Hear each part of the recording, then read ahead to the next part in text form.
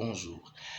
Nous sommes encore là pour notre rendez-vous que nous prenons à chaque fois afin de parler un peu du Seigneur et de nous édifier pour affermir notre foi et pour que nous puissions être inébranlables dans l'œuvre du Seigneur. Ainsi, pour cette semaine, nous allons parler sur un point qui est intitulé « Ne marche pas dans la peur, mais aie la foi ». Pourquoi je parle ainsi? Mon bien-aimé, vous allez vous rendre compte que la peur est un mauvais sentiment. C'est un sentiment qui crée l'angoisse, qui te stresse et qui t'amène par conséquent à douter, à hésiter de faire ce que le Seigneur attend que tu fasses de sa part. Il y a certaines personnes, au moment où nous parlons, oui, même dans cette semaine, ils sont en train de douter de toutes choses. Ils hésitent de tout faire parce qu'ils ne savent même pas en réalité qu'est-ce que le Seigneur est en train d'attendre de leur vie.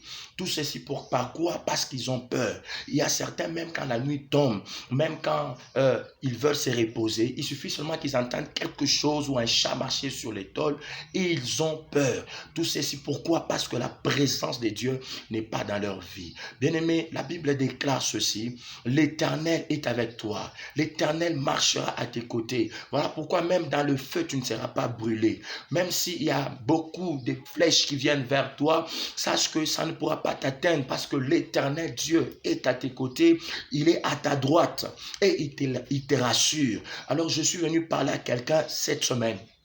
N'aie pas peur, ne panique pas, n'aie pas peur mon bien-aimé, car Dieu est avec toi. Oui, Dieu t'a choisi, Dieu t'a appelé, Dieu t'a convaincu de faire ce que tu es en train de faire. Tu n'occupes pas le poste que tu as, tu n'es pas dans le foyer où tu es, tu n'es pas dans ce business où tu te retrouves, où tu n'as pas cette idée que tu es en train de recevoir maintenant, pas parce que tu es incompétent ou parce que tu n'es pas qualifié, non, mais c'est Dieu qui t'a donné cela. Et n'aie pas peur d'entreprendre cela. N'aie pas peur d'aller au-delà. Parce que mon bien-aimé, lorsque tu as la peur, tu doutes de tout. Tu hésites dans toutes choses. Tu ne veux pas aller de l'avant. Mais je t'appelle cette semaine à croire. Je fais appel à quelqu'un de croire. Ne sois pas comme cet homme de Gédéon, lui qui est en train de douter, de penser que ce que Dieu dit n'est pas réel. Il n'est pas un vaillant héros. Non, mon bien-aimé, en toi se cache un héros. En toi se cache la personne qui va relever la famille. En toi se cache cette personne que Dieu compte sur afin de pouvoir élever cette nation, de pouvoir créer le réveil, de pouvoir changer le monde. Oui, c'est toi mon bien-aimé.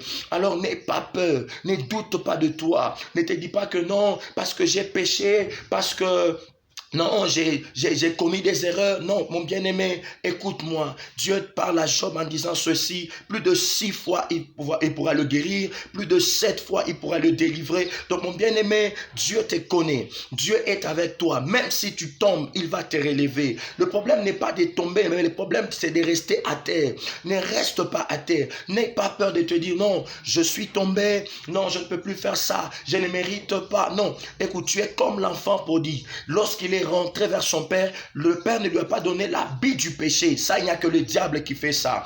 Mais Dieu, quand il a vu, il a donné l'habit de gloire, l'habit de fête, pour lui dire, mon fils, je ne te qualifie pas par rapport à ton péché, mais je te qualifie par rapport au courage que tu as eu de te dire, bien que j'ai péché, bien que j'ai fauté, mais je reconnais que dans la maison de mon père, j'ai une place. Mon bien-aimé, bien que tu as commis une erreur, bien que tu as commis une faute, Dieu t'aime, Dieu a besoin de toi. Ne te sous-estime pas, ne te condamne pas. Il t'a pardonné avant que tu n'aies même la conscience de te dire que Dieu t'a pardonné. Alors cette semaine, reviens à la foi. Crois que Dieu peut te bénir. Crois que Dieu peut t'amener au bout de ce que tu es en train de faire. Crois que Dieu a encore un projet avec toi. Crois mon bien-aimé, crois que Dieu t'a pardonné. Crois que l'œuvre de la croix, c'est pour toi. Car Christ l'a fait pour que ta vie soit bénie.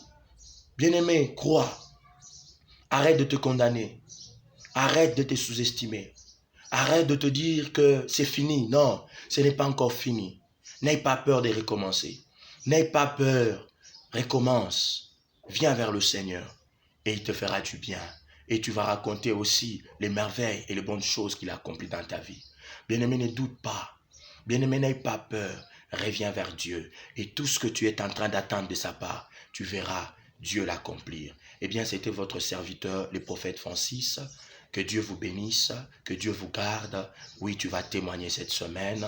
N'oublie pas de partager avec moi ton témoignage et surtout abonne-toi à la chaîne et mets un commentaire en disant à Dieu, oui, je reviens à toi. Fais de moi ce que tu veux. Dans le nom de Jésus, vous êtes bénis. Amen.